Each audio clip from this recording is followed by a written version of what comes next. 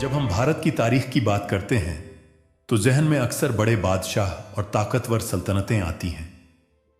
लेकिन इन शहंशाहों और उनकी हुकूमतों से सदियों पहले एक गहरी तब्दीली शुरू हो चुकी थी। गंगा के मैदानों में छोटी छोटी कबीलाई बस्तियां ठहरने लगीं, इलाके तय होने लगे, सरहदें बनाई गईं और पहली बार राजनीतिक पहचानें उभरने लगीं। यही वो लम्हा था जब मुल्क कबीलों की जिंदगी से निकलकर संगठित रियासतों की तरफ बढ़ रहा था। छठी सदी ईसा पूर्व में नदियों के किनारे और उपजाऊ जमीन पर स्थायी बस्तियां बसने लगीं। लोगों ने मिट्टी की ताकत, खेती की स्थिरता और अधिक अनाज पैदा होने के लाभ को समझा। जब सीमाएं तय होने लगीं तो जमीन सिर्फ रहने का स्थान नहीं रही, वह एक ऐसी संपत्ति बन गई जिसे सुरक्षित रखना जरूरी था। इसी समय लोहे का उपयोग बढ़ा, उसे गलाकर नए औजार और मजबूत हथियार बनाए गए। खेती आगे बढ़ी, सेनाएं मजबूत हुईं और क्षेत्रों में विस्तार होने लगा। उपजाऊ जमीन, लोहे की तकनीक और स्थायी जीवन, इन्हीं तीनों ने मिलकर महाजनपदों की नींव रखी। खेती अब समाज की रीढ़ बन चुकी थी। बैल हल चलाते, नहरें पानी बांटती और मवेशी खेती की ताकत थे। कोठार अनाज से भरते गए और हुक्मरानों को टैक्स लेने व फौज संभालने की ताकत मिली। लोहे के औजारों ने पैदावार बढ़ाई और लोहे के हथियारों ने हिफाजत को मजबूत किया। गांव की बैठकें फैसले लेती, सिपाही मशक करते और खेत दूर दूर तक फैलते जाते।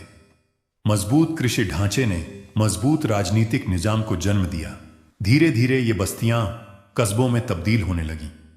कच्चे ईंटों के घर, चाक पर घूमता हुआ मिट्टी का बर्तन, बढ़ई की मशक्कत और सौदागर जो सामान लेकर दरिया घाटों तक पहुंचते थे। बाजारों की रौनक बढ़ी, सामुदायिक रसोइयों से धुआं निकलने लगा और नई हुनरमंदी सामने आई। कस्बों की हिफाजत के लिए दीवारें बनाई गईं। डूबते सूरज के साथ ये कस्बे भारत के दूसरे शहरी इनकलाब का पैगाम देते थे। जैसे जैसे आबादी और कारोबार बढ़ा, 16 बड़े महाजनपद उभरे। गंगा किनारे काशी की रौनक चमकती थी। श्रावस्ती में कौशल का असर था। अंग का तिजारती शहर चंपा मशहूर था। राजगृह की पहाड़ियां मगध को कुदरती हिफाजत देती थीं। वज्जी अपनी गणराज्यीय ताकत से मशहूर था। मल्ला कुशीनगर के इलाकों में बसे थे। छेदी बुंदेलखंड की वादियों में फैला था। वत्स कौशांबी के पास तरक्की कर रहा था। कुरु हस्तिनापुर के आसपास की रियासत था। पंचाल अपने जंगलों और शिक्षा केंद्रों के लिए जाना जाता था। मत्स्य विराटनगर पर कायम था। सुरसेन का मरकज मथुरा था। असक गोदावरी के किनारे उभर रहा था। अवंती की शान उज्जैन थी। गांधार तक्षशिला की इल्मी रिवायत का घर था और कंबोज पहाड़ी रास्तों और घुड़सवारों का मरकज। इन्हीं 16 महाजनपदों ने भारत के शुरुआती सियासी नक्शे को रूप दिया। लेकिन इन सब की हुकूमत एक जैसी नहीं थी। कई रियासतें बादशाहत से चलती थीं, जहां तख्त, ताज और मजबूत फौजें होती थीं। दूसरी तरफ वज्जी और मल्लाह जैसे गणराज्य थे, जहां कई कबीलों के सरदार मिलकर फैसला करते थे। मशालों की रोशनी में सभाएं होती और हुक्म सामूहिक सलाह से निकलता। मगर वक्त बीतने के साथ बादशाहतें और ताकतवर होती गईं। उनकी फौजें बढ़ीं, सरहदें फैलीं और सियासी तवाजुन बदलने लगा। फिर शुरू हुई बढ़ाई और बढ़तरी की जंग। फौजें हाथियों, रथों और लोहे के हथियारों के साथ मैदान में उतरी। टकराव हुए, सरहदें टूटीं और छोटे छोटे राज्य बड़े राज्यों में शामिल होते गए। धुआं उठा और नक्शा बार बार बदलता गया।